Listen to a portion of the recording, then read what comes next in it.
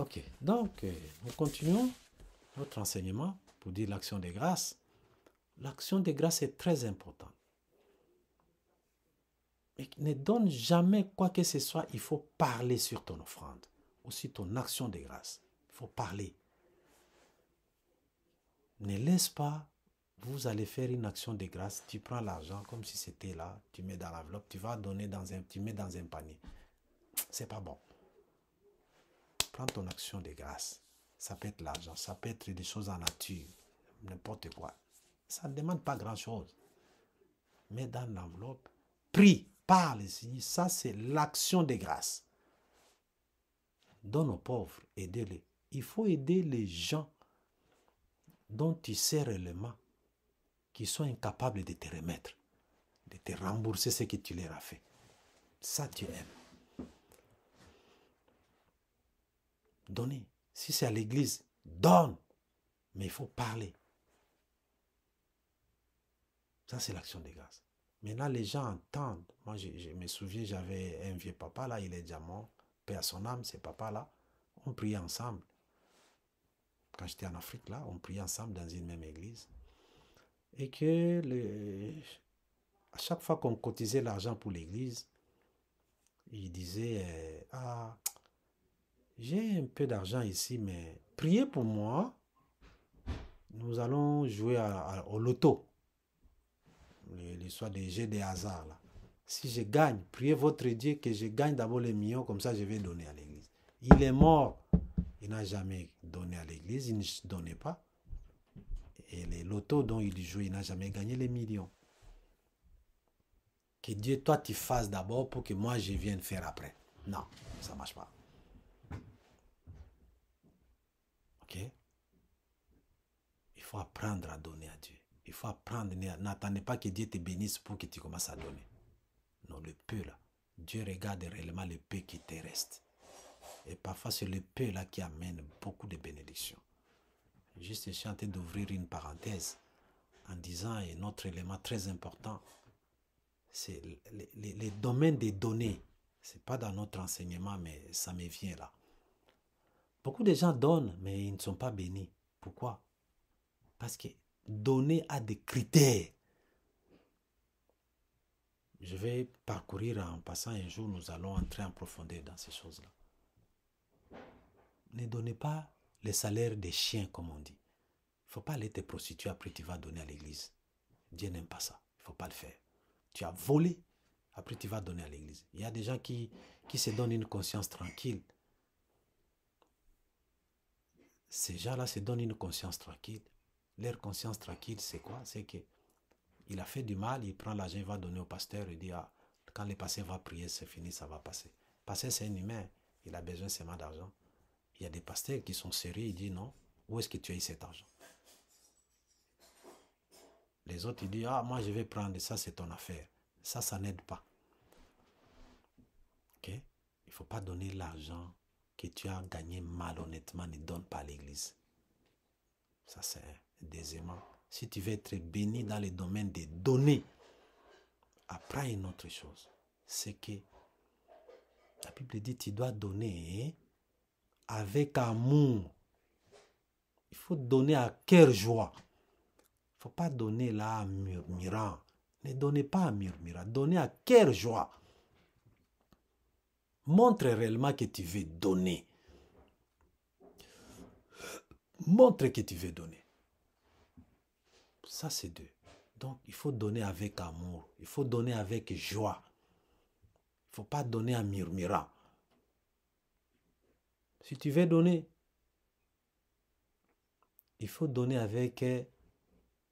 avec discrétion. C'est pourquoi on dit que si ta main droite donne, que ta main gauche ne sache pas. C'est donner avec discrétion. Parce qu'il y a des gens, quand tu as donné à quelqu'un, tu commences à propager partout. Ah, tu sais, le costume là, c'est moi qui lui ai acheté ça. Il y a un principe biblique qui dit, pour un même travail, tu n'auras pas deux salaires. Pour le travail là que tu as fait, tu as donné. Au lieu de laisser que Dieu agisse pour qu'il te bénisse, Tu as déjà ton salaire parce que les gens t'ont applaudi. Ils disent, ah, cet homme-là, il est fort, il dort. C'est pourquoi vous n'êtes pas béni. L'homme t'a déjà béni. Et Dieu ne te bénira plus.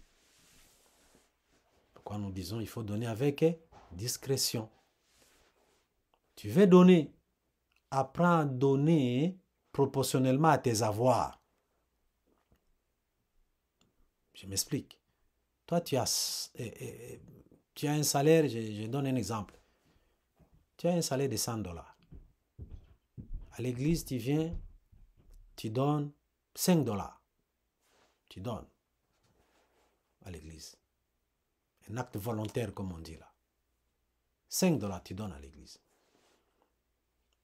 Mais il y a l'autre qui touche $1000 ou 1000 €, un exemple. Il vient à l'église, il donne $10. Qui a donné plus? Pour nous les humains, celui qui a donné 10, il a donné beaucoup. Mais chez Dieu, la proportionnalité n'est pas respectée. Parce que celui qui en avait que $100, il a donné $5. Donc, il a donné 5%. C'est ça, non? De son avoir.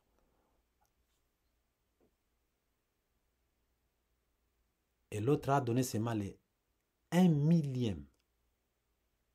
Je crois, c'est ça. 10/1000, pas 1/1000. 10 sur 1000. C'est pas la même chose. Pour nous les humains, celui qui a donné 10 a donné beaucoup. Mais non. Et un jour, Jésus-Christ était dans le temple, il a vu une femme qui avait que 2 pièces d'argent. Il est venu mettre. On nous dit, Jésus a dit que cette femme-là a donné de toute sa substance. Mais pourtant, il y avait des gens qui amenaient beaucoup.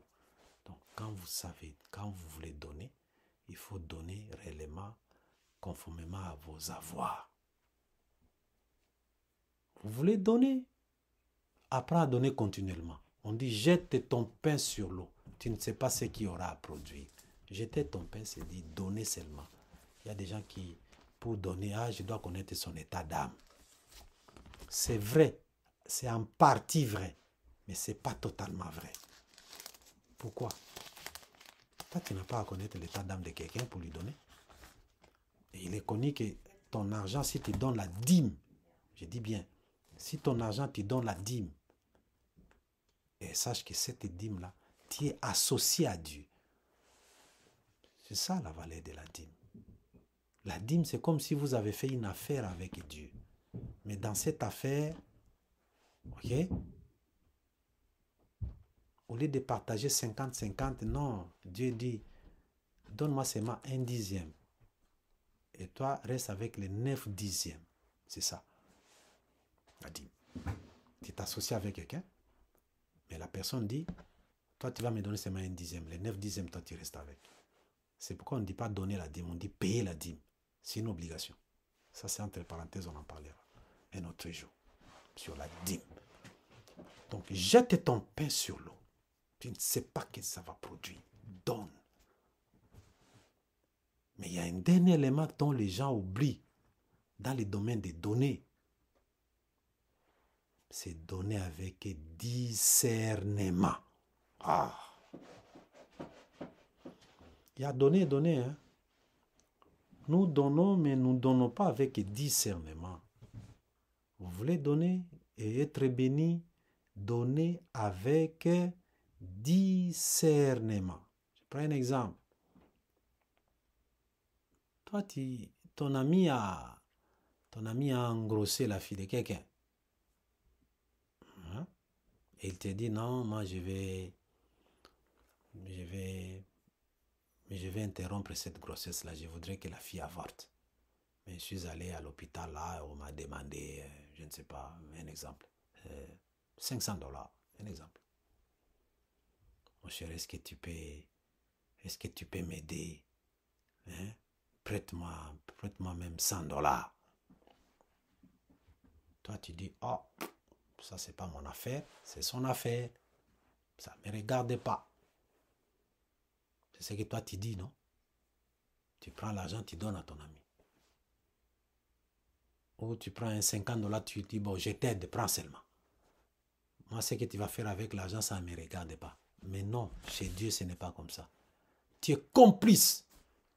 Et toi, et la personne, vous êtes condamnable et vous méritez la mort. Le sang de cet enfant qui va couler là, c'est entre tes mains aussi.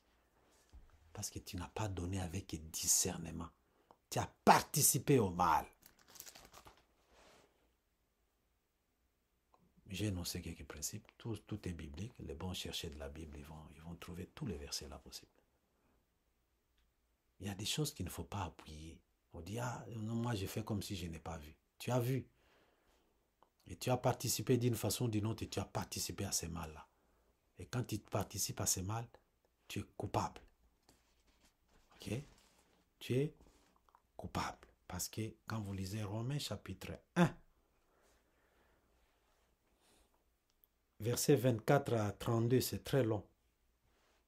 On dit que tous les... Je commence verset 29. Étant rempli de toute espèce d'injustice, de méchanceté, de cupidité, de malice, plein d'envie, de meurtre, de querelles, de ruses, de malignité, rapporteurs, médisants, impies, arrogants, hautains, fanfarons, ingénieux au mal, rebelles à leurs parents, dépourvus d'intelligence, de loyauté, d'affection naturelle, de miséricorde, eh bien, qu'ils connaissent les jugements de Dieu, déclarant dignes de mort ceux qui commettent de telles choses. Non seulement ils les font, mais ils approuvent ceux qui les font. Voilà, il faut souligner le verset 32. Pourquoi? Parce que ces gens ici, qu'est-ce qu'ils ont fait? Ils ont changé l'usage naturel des choses. Ok? C'est ce qui est écrit, verset 26. C'est pourquoi Dieu les a livrés à des passions infâmes, car leurs femmes ont changé l'usage naturel de celui qui est contre nature. Et de même les hommes, abandonnant l'usage naturel de la femme, se sont enflammés dans leurs désirs les uns pour les autres, commettant homme avec homme des choses infâmes et recevant en eux-mêmes le salaire que méritait leur égarement. Voilà. Donc, quand vous donnez, il faut donner avec discernement. Il ne faut pas faire la politique d'Autriche. Toi, tu te caches là, tu dis, ok, moi, ce qu'il va faire, ça ne me regarde pas. Mais tu sais ce que ton ami va faire avec ton argent. Ok? Il faut avoir le courage de dire non. Je vous donne un exemple. En Afrique, il y a un membre de ma famille qui m'avait appelé. Il me dit, ah, je ne sais pas, il y a beaucoup de morts dans la famille. Maintenant, nous devons aller chez les marabouts, chez les féticheurs, pour savoir un peu d'où viennent ces morts. Alors, il nous faut de l'argent. Parce que sinon, notre famille va disparaître. Moi, je dis, je n'en vois pas. Je ne donne pas mon argent, ne peut pas aller dans les maisons de fétiches. Et ils ont commencé à soupçonner. Ah, ce monsieur-là, il n'est pas clair. Après, ils ont changé de formule. 2 mois après, c'est une dame, membre de ma famille qui m'a appelé. Ah, j'ai mon enfant à l'hôpital. Nous sommes allés à l'hôpital. L'enfant est sérieusement malade. On nous a demandé $200. Ok. On m'a dit après. Oh non, il faut que tu nous envoies cet argent. Moi, je dis, mais pour le moment, je n'ai pas d'argent. Oh non, si tu veux, on va soigner d'abord l'enfant. Comme ça, toi, tu payeras petit à petit. Moi, je dis ça. Ah bon, ça devient intéressant. C'est quoi? Et je suis resté là, je ne comprenais rien. J'ai dit, ok, on va voir. Le peu que j'aurai, c'est comme ça que j'ai dit. Le peu que j'aurai, je vais vous envoyer. Pour eux, le peu que j'aurai, je vais envoyer ça demain. Le lendemain, là, on m'appelle. C'est un monsieur qui m'appelle. Oh non, c'est moi qui soigne l'enfant. Est-ce que je peux déjà avoir la première tranche? Moi, je dis, mais toi, c'est qui? Oh non, c'est moi les soignants. C'est moi les féticheurs qui soignent l'enfant. Moi, je dis, en va? C'était pas une histoire d'hôpital? Comprenez? Ce n'est pas une histoire d'hôpital, c'est une histoire des féticheurs. On dit oui, oui, à l'hôpital ça ne tient pas, alors on a dit on va les soigner avec des produits indigènes. Moi j'ai dit désolé monsieur, mon argent ne peut pas aller chez les féticheurs. Jusqu'à aujourd'hui, la personne ne m'appelle plus. Il faut donner avec discernement. Quand nous allons arriver aux enseignements sur les portes, les hôtels, les liens familiaux, vous allez comprendre cela. Parfois, on provoque des situations dans vos familles. Ces situations qui sont provoquées, c'est juste pour que toi, tu vas participer d'une manière indirecte. Toi, on va te demander l'argent. Toi, tu envoies. Quand tu envoies l'argent là-bas, tu es représenté par ton argent. Et c'est tout. On te remet à l'hôtel. Donc, nous devons faire attention aux inquiétudes. Je reviens. Jérémie chapitre 10. Donc là, j'ai parlé de l'action de grâce. Il faut savoir comment donner, quoi donner, qu'est-ce qu'il faut donner. C'est le comment qui pose problème. Pourquoi vous n'êtes pas béni parce que vous ne savez pas comment. Je vais énumérer là. Vous voulez être béni en donnant parce que la loi de la sémence, c'est une loi perpétuelle. Celui qui sème, il va moissonner. Cette loi ne passera pas. Elle est là, toujours et encore. Ok? Elle est là, toujours et encore. C'est ce que Genèse chapitre 8, verset 22, on dit que tant que la terre subsistera, les semailles et la moisson, le froid et la chaleur, l'été et l'hiver, les jours et la nuit ne cesseront point. Qui sème récolte. Mais il faut bien s'aimer pour récolter. Ça, c'est entre parenthèses. On reviendra un autre jour.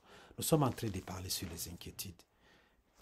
Que ne vous inquiétez de rien, mais en toute chose, faites connaître vos besoins à Dieu par des prières, des supplications, accompagnées d'actions de grâce.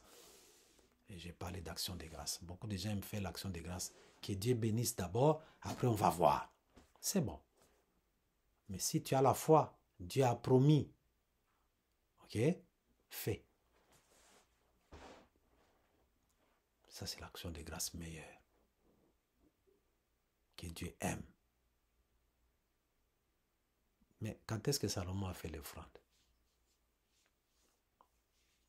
Salomon, il a vu dans les rêves Dieu qui lui a apparu, il lui a dit, demande tout ce que tu veux. C'est ça, non?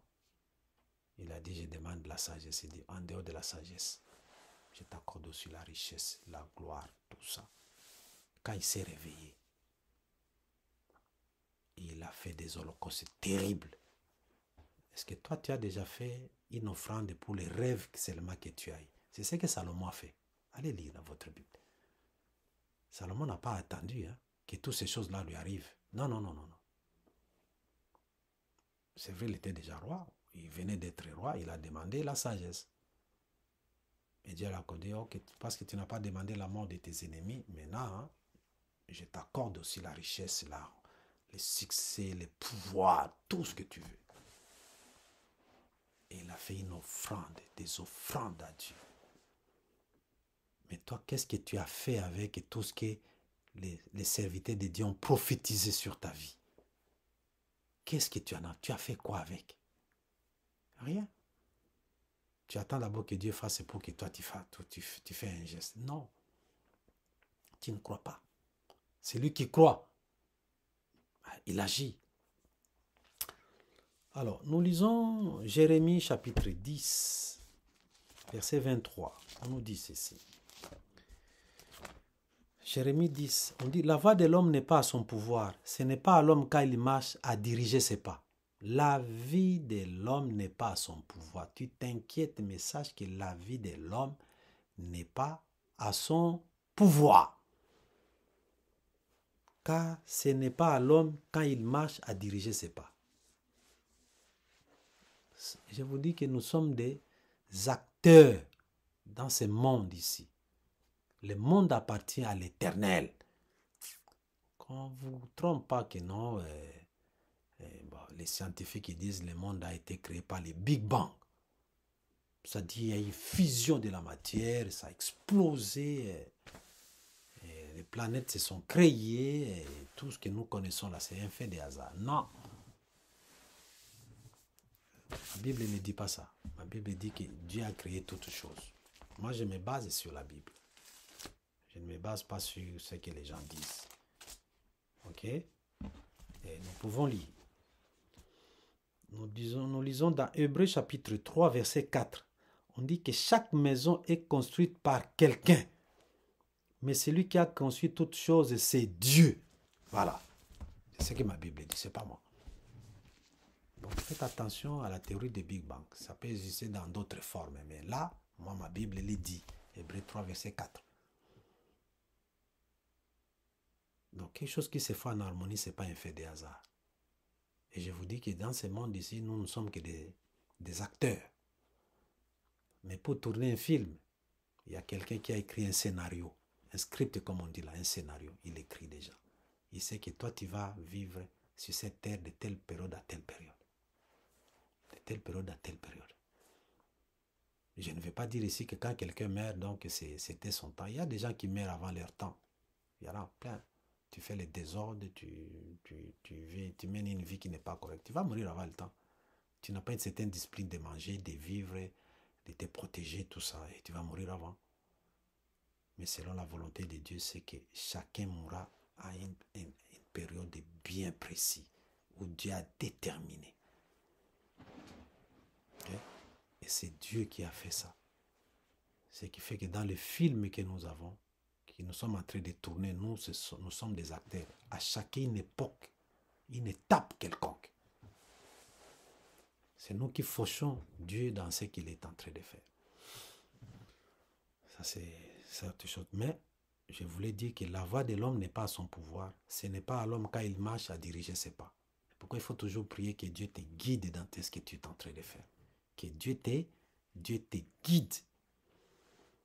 Et Lamentation chapitre 3, verset 27 à 21, 37 à 39, on nous dit, qui dira qu'une chose arrive sans que le Seigneur l'ait ordonné? N'est-ce pas de la volonté du Très-Haut que viennent le mot et le bien? Pourquoi l'homme vivant se plaindrait-il que chacun se plaigne de ses propres péchés? Il ne faut pas t'inquiéter. Le monde appartient à Dieu. C'est lui. Toi qui me suis, tu sais ce qui va t'arriver demain? Tu ne connais pas. Le monde appartient à Dieu, mon ami. C'est Dieu qui a chronométré, il sait que ça va arriver à telle période. Ça ou ça. C'est vrai qu'il y a beaucoup d'éléments. L'homme perturbe. L'homme perturbe parfois les choses que Dieu a prévues. L'homme perturbe lui-même. Ok? Pourquoi? Parce que pour agir sur la terre, Dieu, il est tout puissant. Mais Dieu ne peut pas il ne peut pas se contredire, voilà. Dieu ne peut pas se contredire lui-même. Pourquoi? Parce que c'est écrit là. Psaume 115, verset 16. Psaume 115, verset 16, on nous dit, les cieux sont les cieux de l'Éternel, mais il a donné la terre au Fils de l'homme. Voilà. Vous avez lu avec moi? Psaume 115, verset 16. Les cieux sont les cieux de l'Éternel, mais il a donné la terre au Fils de l'homme. C'est-à-dire pour agir sur la terre, très souvent Dieu utilise les gens. Les scénarios, parce que Dieu nous aime. En créant la terre, il a donné la responsabilité à l'homme. C'est ce qui est écrit, non? Dans Genèse chapitre 1, verset 26 à 28. Il créa, assujettissez, soyez bénis, remplissez la terre. C'était la mission de l'homme d'occuper la terre. Il est le représentant de Dieu sur la terre. L'histoire ici, c'est comme ton père qui t'achète une maison. Quand ton père t'achète une maison, clé à main, il dit, ok mon fils, ça c'est ta maison. C'est ton père qui a acheté. Toi, tu n'as pas donné pas même un sou pour acheter la maison. Mais croyez-moi, 1 mois ou 2 ans ou je ne sais pas quel jour, si ton père veut venir chez toi, il va toquer à la porte. Toi, tu toques à la porte avant d'entrer chez toi? Non. Si toi, tu le fais, bon, moi, je ne le fais pas. J'arrive chez moi à la maison, je ne toque pas, j'entre. S'ils ont fermé à clé, là, j'ai ma clé, j'ouvre, pap, j'entre. Même si c'est ton père qui t'a acheté la maison, maintenant, va d'entrer dans cette maison qu'il t'a donnée. Il toque. C'est pourquoi Dieu dit, mais je cherche quelqu'un pour se mettre à la brèche. Vous allez voir, Dieu veut guérir quelqu'un. Il dit, priez. Parce que c'est à travers votre prière que Dieu va agir. Vous êtes sûr que Dieu ne peut pas agir sans que vous priez? Il peut le faire. Mais il veut responsabiliser l'homme. Il ne veut pas se contredire. Sur la terre, quand Dieu veut agir, il agit comme il veut. Mais il veut que toi, tu participes à cette gloire-là. À travers toi, il veut manifester sa puissance. Ok. Donc, si vous avez une raison de vous plaindre, de vous inquiéter, inquiétez-vous de vos propres péchés. Repentez-vous. C'est ce qu'on veut nous dire. Donc, le deuxième élément, ce sont les inquiétudes. Quelqu'un qui s'inquiète de son avenir. Si c'est Dieu qui t'a promis, si tu t'inquiètes, ça dit que tu n'as pas confiance en Dieu. Et tu dois te repentir de ça. Est-ce que tu as déjà fait la repentance sur tes inquiétudes? Parce qu'en s'inquiétant, tu montres que tu ne crois même pas à ces dieux. C'est comme ça que Dieu te voit.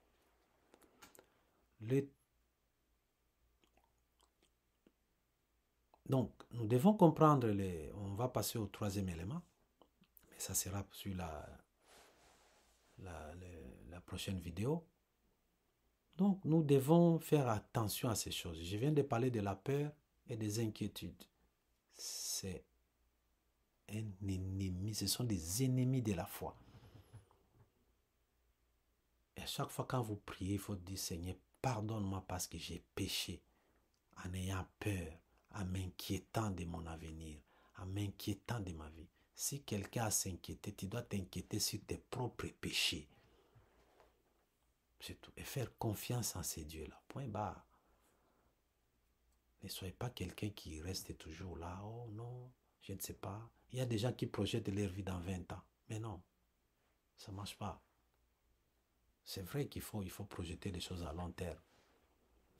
Pourquoi la Bible dit, si vous voulez faire quelque chose de mieux, que si Dieu le veut, voici ce que nous allons faire, si Dieu le veut. Parce que ce que Dieu nous réserve, vous ne savez pas. Voilà. Donc, prochaine vidéo, nous allons voir les troisième élément.